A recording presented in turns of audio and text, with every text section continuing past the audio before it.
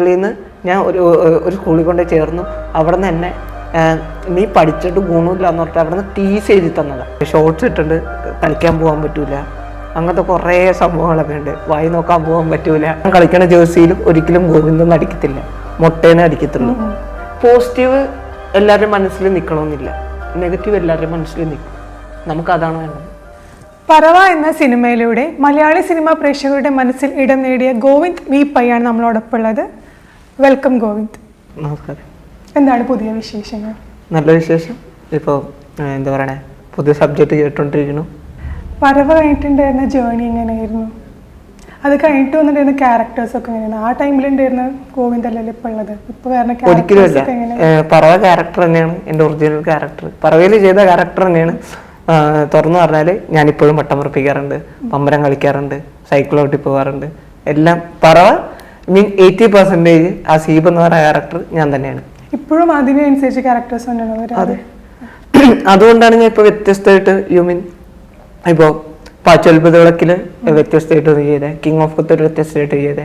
അപ്പം ഞാൻ എന്താ പറയണേ, നമുക്ക് ഷെയ്ഡ് തരുമല്ലോ, ഓരോരോ ഷെയ്ഡ് തരും. നമുക്ക് ആ ഷെയ്ഡ് തപ്പി നടക്കുക, നമുക്ക് പറ്റിയ ഓരോരോ ഷെയ്ഡ് എങ്ങനെ ചെയ്യാം. നമ്മൾ റിയൽ ആയിട്ട് കാണിക്കാൻ പറ്റുന്ന ക്യാരക്ടേഴ്സ് ആണ് വരാറില്ലേ? ആ, ഈ പറവ മൂവിയിൽ പ്രാവിനെ നിങ്ങൾ വളർത്തുന്നുണ്ടല്ലോ, അപ്പോൾ അത് കഴിഞ്ഞിട്ട് എങ്ങനെ ഉണ്ടായിരുന്നൊരു അതിന് കിട്ടിയ എക്സ്പീരിയൻസ് എന്തെങ്കിലും ഉണ്ടോ? ഞാൻ പറഞ്ഞല്ലോ, പറവ എന്ന് പറഞ്ഞ ക്യാരക്ടർ ഒരിക്കലും ഞാനല്ല. അസീബ് എന്ന ക്യാരക്ടർ, അസീബ് എന്ന് പറഞ്ഞ ക്യാരക്ടർ 80% ഞാനാണ്. എൻ്റെ വീട്ടിൽ ഇപ്പോഴും പ്രാവുണ്ട്, ഞാൻ ഇപ്പോഴും പ്രാവിനെ വളർത്തുന്നുണ്ട്. ഞാൻ ഇതിനു മുമ്പും ഞാൻ എൻ്റെ 8ാം ക്ലാസ് തൊട്ട് പ്രാവിനെ വളർത്താൻ തുടങ്ങിയതാണ്. എൻ്റെ 8ാം ക്ലാസ് എന്ന് പറഞ്ഞാൽ ഞാൻ പോപ്പുലർ പറഞ്ഞാൽ പഠിത്തത്തിൽ ഭയങ്കര ഫ്ലോപ്പുള്ള ആളാണ്.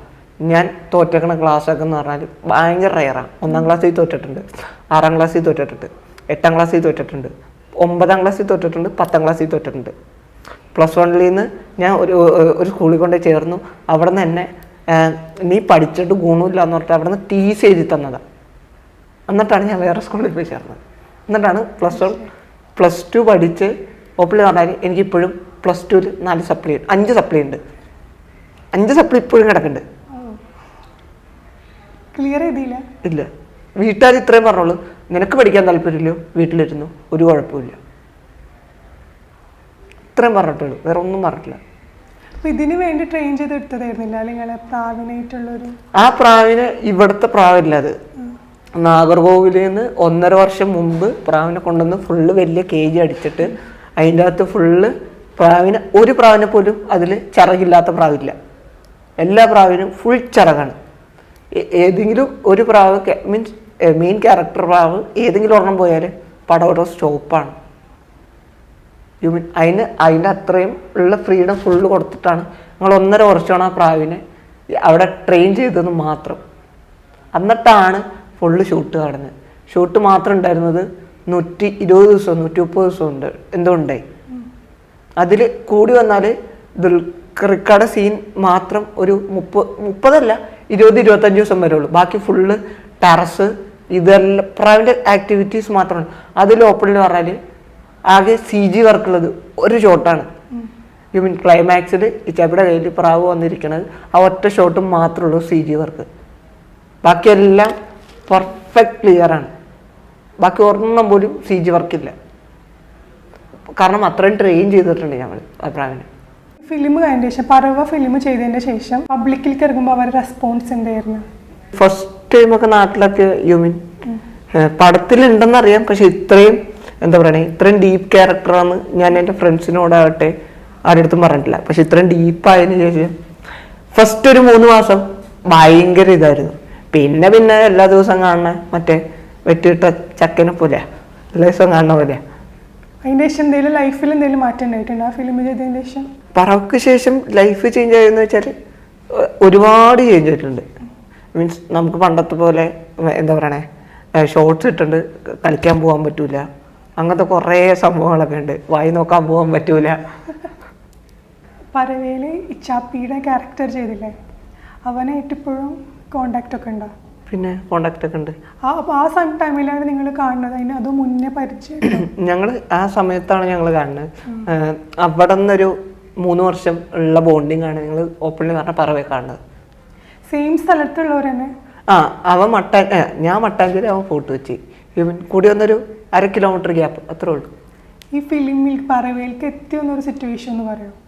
അത് ഇന്റർവ്യൂല് പറഞ്ഞ മതിയായതാ. ഇവൻ എനിക്ക് തട്ടട എന്ന് പറഞ്ഞല്ലോ, അപ്പോൾ സൗബിക്ക് അവിടെ കഴിക്കാൻ വരാറുണ്ട്. അപ്പോൾ അവിടെ നിന്ന് കണ്ട് ഇഷ്ടപ്പെട്ട് എന്നെ അടുത്തത്. ഇച്ചാപ്പിനെ അങ്ങനെ തന്നെ ഇച്ചാപ്പിനെ റോട്ടിൽ നിന്ന് കിട്ടിയതാ. റോട്ടിൽ നിന്ന് ഓരോരുത്തരുടെ ഭാഗ്യം എവിടെ എന്ന് പറയാൻ പറ്റില്ലല്ലോ. അതെ. ഇപ്പൊ ഈ ഗോവിന്ദ് വി പൈ എന്നാണ് റിയൽ നെയിം ആയിട്ട് വരുന്നത്, പക്ഷെ ഗോവിന്ദ് മൊട്ടേന്നാണ് സോഷ്യൽ മീഡിയയിലൊക്കെ ഉള്ളത്. അതെന്താ കാരണം? അതെന്താന്ന് വെച്ചാല് എന്നെ ചെറുപ്പം തൊട്ടേ എന്റെ വീട്ടിലായാലും എന്റെ ഫ്രണ്ട്സ് ആയാലും എന്നെ മൊട്ടേന്ന് വിളിക്കുള്ളൂ. ഇവൻ എന്റെ ഇൻസ്റ്റാഗ്രാം എടുത്ത് നോക്കിയാൽ പോലും ഞാൻ കളിക്കണ ജേഴ്സിയിൽ ഒരിക്കലും ഗോവിന്ദൊന്നും അടിക്കത്തില്ല, മൊട്ടേനെ അടിക്കത്തുള്ളൂ. ഇവൻ എന്നെ വീട്ടിൽ പോയിട്ട് ഗോവിന്ദ് എവിടെയെന്ന് ചോദിച്ചാല് അമ്മ ചോദിക്കും ആരാ ഗോവിന്ദെന്ന് ചോദിക്കും. മീൻസ് എന്നെ എല്ലാവരും മൊട്ടേന്നെ വിളിക്കത്തുള്ളൂ. എന്റെ വീടിന്റെ അവിടെ വന്നിട്ട് ഗോവിന്ദിന്റെ വീട് എവിടെയെന്ന് ചോദിച്ചാൽ പോലും നാട്ടുകാർ പറയും ആരാന്ന് ചോദിക്കും. അപ്പൊ ആ പേരെങ്ങനെ വന്ന് മൊട്ടേന്നോ? ഐ മീൻ വീട്ടുകാർ വിളിച്ചു വന്നതായി. നിക് നെയിം ആണ്, പക്ഷെ അത് ഞാൻ ഏറ്റെടുത്തു. എനിക്കത് ഇഷ്ടമാണ്. ഇൻസ്റ്റയിലാണെങ്കിലും ഫേസ്ബുക്കിലാണെങ്കിലും എല്ലാം ഗോവിന്ദ് മൊട്ടേ CL എന്നാണ്. ഇപ്പം മറ്റേ ഫിലിമിലൊക്കെ കുറെ എക്സ്പീരിയൻസ്ഡ് ആയിട്ടുള്ള ആൾക്കാരെ കൂടെ വർക്ക് ചെയ്തല്ലോ, അപ്പോൾ അവരിൽ നിന്ന് എന്തെങ്കിലും യൂണീക്ക് ആയിട്ടുള്ളൊരു എന്തെങ്കിലും കിട്ടിയിട്ടുണ്ടോ, അല്ലെങ്കിൽ എന്തെങ്കിലും പഠിക്കാൻ ശ്രമിച്ചിട്ടുണ്ടോ? ഇപ്പൊ ഓരോരുത്തരുടെ കീഴിൽ പോകുമ്പോഴും നമുക്ക് ഓരോരോ കാര്യങ്ങൾ പഠിക്കാനുണ്ടാവും. അവര് പഠിപ്പിച്ചു തരും. അത് കണ്ടു പഠിക്കുക, വളരുക, അതാണ് നമ്മുടെ എയിം. ഫിലിമിൽ തന്നെ കണ്ടിന്യൂ ചെയ്യാൻ താല്പര്യം, അതോ ഇനി വേറെ എന്തെങ്കിലും പുതിയതായിട്ടുള്ള വേറെ എന്തെങ്കിലും നോക്കുന്നുണ്ടോ, ലൈക്ക് വേറെ എന്തെങ്കിലും ഫീൽഡോ അങ്ങനത്തെ എന്തെങ്കിലും താല്പര്യമുണ്ടോ? എനിക്ക് ടോട്ടലി പറഞ്ഞാൽ 2 ഫീൽഡ് ഉണ്ട്. ഒന്ന് ആക്ടിങ്, 2 എനിക്ക് സ്വന്തം ഷോപ്പുണ്ട്, തട്ടുകടയുണ്ട്. അത് രണ്ടും നോക്കി നടത്തുന്നുണ്ട്. തട്ടുകടത്തെ വിശേഷങ്ങൾ എന്താണ്? തട്ടുകടയത് നല്ല വിശേഷം. അവിടെ ഇപ്പൊ ആരാ ഇപ്പൊ തട്ടുകട നോക്കുക? അമ്മയുണ്ട്, ചേട്ടനുണ്ട്, ചേച്ചിയുണ്ട്, ഞാനുണ്ട്. ഇപ്പൊ നിങ്ങൾ 4 പേരും കൂടിയിട്ടാണ് തട്ടുകട നോക്കുന്നത്? തട്ടുകട നോക്കണത് ആദ്യം ഉണ്ടായിരുന്നോട് തന്നെ ഇപ്പോഴും ആ സെയിം തന്നെയാണ്? വീടിന്റെ നേരെ ഫ്രണ്ടിൽ തന്നെയാണ് കട.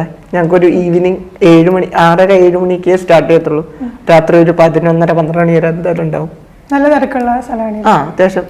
ഫിലിം ഫീൽഡിൽ സപ്പോർട്ട് ചെയ്യാൻ ആൾക്കാരുണ്ടെങ്കിൽ മാത്രമാണ് അതിലും നിൽക്കാൻ പറ്റുള്ളൂ എന്നുള്ളൊരു ആശയം കേൾക്കാറുണ്ട്, പലരും പറഞ്ഞു കേട്ടിട്ടുണ്ട്. അത് അങ്ങനെ ഫീൽ ചെയ്തിട്ടുണ്ടോ? ഒരിക്കലും ഇല്ല. കാരണം എന്താന്ന് വെച്ചാല് നിങ്ങൾക്ക് നിങ്ങളിൽ വിശ്വാസം ഉണ്ടെങ്കിൽ നിങ്ങൾക്ക് എവിടെ പോയാലും നിലനിൽക്കാൻ പറ്റും. ഇപ്പൊ എന്താണ് അക്കാഡമിക്കിൽ എന്താ ചെയ്യേണ്ടത്? പഠിപ്പ് ഞാൻ +2 കഴിഞ്ഞു. BCom ഞാൻ ഓൺലൈൻ നോക്കാൻ ഒരു നല്ല കോഴ്സ് തപ്പി കിടക്കുക. അപ്പം ഇനി ഇത് ഫിലിം വന്നു കഴിഞ്ഞാൽ ഫിലിമിൽ തന്നെ കോൺസെൻട്രേറ്റ് ചെയ്തോ സ്റ്റഡീസും രണ്ടും കൂടി മുന്നോട്ട് പോകും? രണ്ടും കൂടി മുന്നോട്ട് കൊണ്ടുപോകണമെന്നാണ്. പക്ഷെ ഫിലിം വരുമ്പോൾ നമുക്ക് എന്താ സംഭവം എന്ന് വെച്ചാൽ, ഫിലിം വരുമ്പോൾ നമുക്കൊരു 1.5 മാസമോ 1 മാസമോ ഒക്കെ അവിടെ പോയി സ്റ്റേ ചെയ്യേണ്ടി വരും. അപ്പോൾ നമുക്കത് ഡ്രോപ്പ് ചെയ്യേണ്ടി വരും. അതാണ് ഞാൻ ഓൺലൈൻ ചെയ്യാൻ താല്പര്യപ്പെടുന്നത്. എന്തെങ്കിലും നെഗറ്റീവായിട്ടുള്ള എക്സ്പീരിയൻസ് ഇതുവരെ ഉണ്ടായിട്ടുണ്ടോ ഫിലിമിൽ നിന്നായാലും? ഇങ്ങനെ ഒരിക്കലും ഇല്ല. മീൻസ് ഞങ്ങൾ നെഗറ്റീവ് നോക്കാറില്ല, ഞാൻ പോസിറ്റീവ് മാത്രം നോക്കാറുള്ളൂ. ഇല്ല, ഞങ്ങൾ ആ ഭാഗത്ത് പോയാലേ നെഗറ്റീവ് ഫേസ് ചെയ്യേണ്ടി വരുള്ളൂ. ഞങ്ങൾ നെഗറ്റീവ് നോക്കാണ്ടിരുന്ന പോലെ. ഇനിയൊരു റോൾ വരുമ്പോൾ ലൈക്ക് നെഗറ്റീവ് റോളാണോ പോസിറ്റീവ് റോളാണോ ചൂസ് ചെയ്യുക?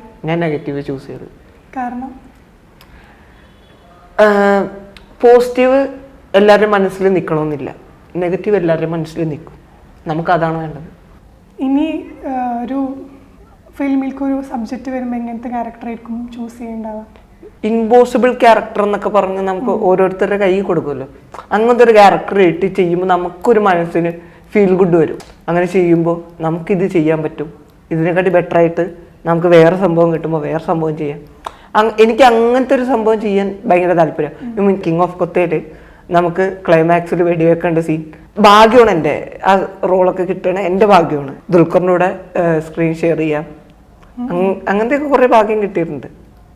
അവരൊക്കെ എന്തെങ്കിലും കണക്ഷൻ ഉണ്ടാവാറുണ്ട്? ഇപ്പോൾ ദുൽഖർ, ഷൗബിൻ അവരൊക്കെ ആയിട്ട് എന്തെങ്കിലും കണക്ഷൻസ് ഉണ്ടോ? സൗബിക്ക ഞങ്ങൾ മെസ്സേജ് അയക്കാറുണ്ട്. ദുൽഖർക്ക നമുക്ക് ഇൻസ്റ്റാഗ്രാം അതൊക്കെ അവരുടെ മാനേജേഴ്സാണ്. എല്ലെങ്കിലും യൂസ് ചെയ്യും, എല്ലാന്നല്ല. പക്ഷെ നമ്മൾ സെറ്റിൽ നിന്ന് കാണുമ്പോൾ മാത്രം വിഷ് ചെയ്യും, സംസാരിക്കും, എൻ്റെ കാര്യങ്ങൾ ചോദിക്കും, വീട്ടിലത്തെ ആൾക്കാരെങ്ങനെയാ, വീട്ടിലെല്ലാവർക്കും സുഖമല്ലേ, അങ്ങനെയൊക്കെ ചോദിച്ച് ഓക്കെ ആവും. ആക്ടിങ് ഒരു പാഷനായിട്ട് തന്നെയാണോ ചെറുപ്പം മുതലേ കൊണ്ടുനടക്കണത്, അതോ അത് ഇമ്പ്രൂവ് ആക്കാൻ വേണ്ടിയിട്ട് എന്തെങ്കിലും ലൈക്ക് ആക്ടിവിറ്റീസ് ഒക്കെ ചെയ്യാറുണ്ടോ? ഇപ്പൊ ചോദിച്ചേക്കണ ക്വസ്റ്റ്യൻ സത്യം പറഞ്ഞാൽ രണ്ടും രണ്ടായിട്ടാണ്. ആക്ടിങ് ഒരിക്കലും പാഷനായിട്ട് എടുത്തതല്ല, പാഷനായി വന്നതാണ്. ഞാൻ പറവയ്ക്ക് വന്ന വരെ ഒരു സംഭവമില്ല എൻ്റെ മനസ്സിൽ പടത്തിൽ അഭിനയിക്കണം, ഇത് ഒന്നുമില്ല. എന്നെ പറവില വിളിച്ചു, അതിന് ശേഷമാണ് ഞാൻ ആക്ടിങ്ങിലോട്ട് ഇറങ്ങിയത്. അത് ഇമ്പ്രൂവ് ആക്കാൻ എന്തെങ്കിലും എക്സസൈസ് ഒക്കെ ചെയ്യാറുണ്ടോ? ഒരിക്കലും എക്സസൈസ് ചെയ്യാറില്ല. കാരണം എന്താണെന്ന് വെച്ചാൽ നമുക്ക് വന്ന ക്യാരക്ടർ ഫുള്ള് എന്താ പറയണേ, നാച്ചുറൽ ക്യാരക്ടേഴ്സാണ്. അതിലൊരിക്കലും ഇമ്പ്രൂവ് ചെയ്യേണ്ടി വരത്തില്ല. ഞങ്ങൾ ഞങ്ങളായിട്ട് ജീവിച്ചാൽ മതി, അത് തന്നെ ഇമ്പ്രൂവ് ആയിക്കോളും. ഈ ഇമോഷണൽ സീൻസ് ഒക്കെ വരില്ലേ ഫിലിമില്, അപ്പോൾ റിയൽ ഇൻസിഡൻസ് എന്തെങ്കിലും മൈൻഡിൽ വരാറുണ്ടോ? പിന്നെ അത് വന്നാലല്ലേ നമുക്ക് ഇമോഷൻസ് ഒന്നും കൂടി കറക്റ്റ്. യു മീൻ ഇപ്പൊ പറഞ്ഞല്ലോ, യു മീൻ ഞങ്ങൾക്ക് നമ്മുടെ ക്യാരക്ടറിൽ വിശ്വാസമുണ്ട്, അതുകൊണ്ട് നമുക്ക് ഇമോഷൻ ഞങ്ങളുടെ മനസ്സിൻ്റെ അകത്തുള്ളതുകൊണ്ട് നമുക്ക് ആ ഇമോഷൻ കറക്റ്റ് കിട്ടുകയും ചെയ്യും, ക്യാമറയിലോട്ട് കറക്റ്റ് ഡെലിവർ ആവുകയും ചെയ്യും. ഫിലിം റോള് ഓരോ റോളുകൾ കാണുമല്ലോ, ലൈക്ക് ഡിഫറെൻറ്റ് റോളുകൾ കാണുമ്പോൾ എന്തെങ്കിലും എനിക്ക് ആ റോള് ട്രൈ ചെയ്യണം എന്നുള്ളൊരു ഫീൽ എപ്പോഴേലും തോന്നിയിട്ടുണ്ടോ? ഫീൽ ചെയ്തിട്ടുണ്ടെന്ന് വെച്ചാൽ ഫീൽ ചെയ്തിട്ടുണ്ട്. എനിക്ക് ഈ റീസെൻ്റ്ലി ഫീൽ ചെയ്തത് പ്രേമലൂല് അമൽ ഡേവിസ് ചെയ്ത ക്യാരക്ടർ എനിക്ക് ഭയങ്കരമായിട്ട് ഇഷ്ടപ്പെട്ടു. ആ ക്യാരക്ടർ അത് ഞാൻ ചെയ്താൽ എങ്ങനെയെന്ന് ഇമാജിൻ ചെയ്തിട്ടുണ്ട്. അല്ലാണ്ട് ഒരിക്കലും അത് എനിക്ക് അമൽ ഡേവിസ് ചെയ്ത പോലെ ഒരിക്കലും ചെയ്യാൻ പറ്റത്തില്ല. കാരണം അത് അമൽ ഡേവിസിൻ്റെ ഇങ്ങനെയാണ് നിൽക്കുന്നത്, മീൻസ് ടോപ്പ് നോച്ചാണത്. അത് നമ്മൾ എത്ര ചെയ്യാൻ നോക്കിയാലും എന്തൊക്കെ ചെയ്താലും ഒരിക്കലും നടക്കത്തില്ല. അത് യു മീൻ നമ്മൾ ഓരോരോ സാധനം ഇങ്ങനെ ഓൾറെഡി മൈൻഡിൽ റീഡ് ചെയ്ത് വെച്ചിട്ടുണ്ട്. ഇപ്പൊ ജഗതി ചേട്ടൻ ഏത് റോളും ചെയ്യും. ഇപ്പൊ ഞാൻ പറയുള്ളൂ, പണ്ടത്തെ ക്യാരക്ടേഴ്സൊക്കെ പണ്ടത്തെ പടമൊക്കെ ടോപ്പ് നോച്ചാണ്. കോമഡി വെട്ടെന്ന് പറഞ്ഞ ടോപ്പ് ക്ലാസ് ഫിലിമാണ്. കോമഡിയിൽ അയ്യര് കളിയാണ്, അതിൽ തൊട്ട കോമഡിയാണ്. ഇപ്പോൾ വെട്ടത്തിൽ തന്നെ മറ്റേ ക്ലൈമാക്സിൽ വെടിവെക്കണ സീനാണ് ആവേശത്തിൽ മറ്റേ അമ്പാൻ കാണിക്കണത്. അത് അമ്പാൻ തന്നെ പറയുന്നുണ്ട്. പഴയ സാധനങ്ങൾ തന്നെയാണ് ഇപ്പോഴും ഞങ്ങൾ കീപ്പ് ചെയ്തുകൊണ്ട് തന്നെയാണ്. അവർ ചെയ്ത് വെച്ച് ഞങ്ങൾ തുടർന്നു തന്നെ, അത്രേ ഉള്ളൂ.